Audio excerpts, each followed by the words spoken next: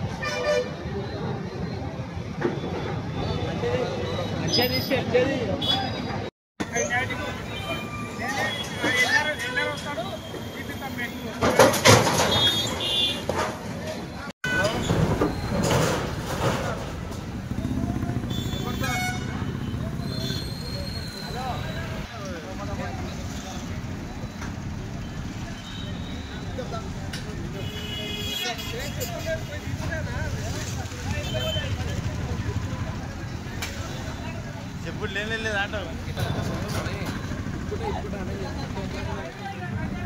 నేను అందరికి చెప్పిన తిరిగి చెప్పారు మొత్తం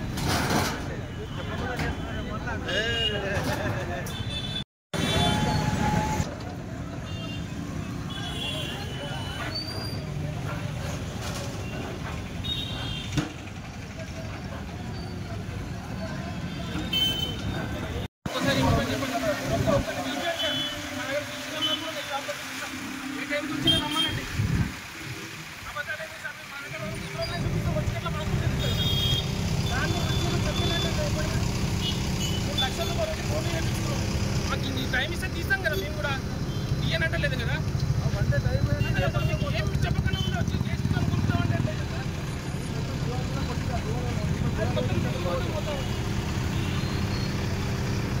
అట్లీస్ట్ ముందుగా 24 hours ఉన్నా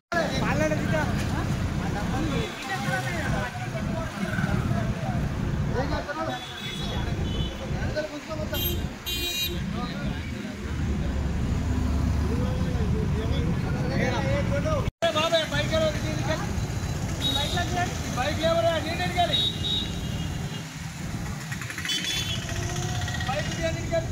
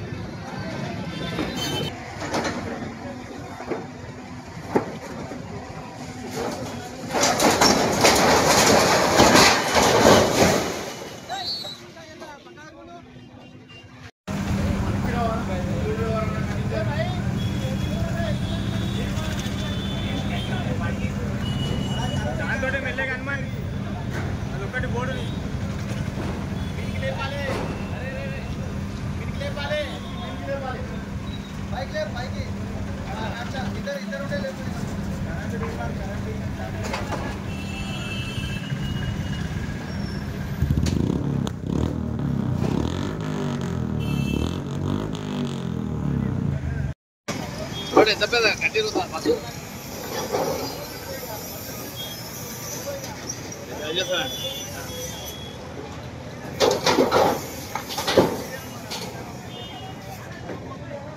ఏర్పాటు చేసి వాడి చేయడానికి 10 నిమిషాలు కాదు.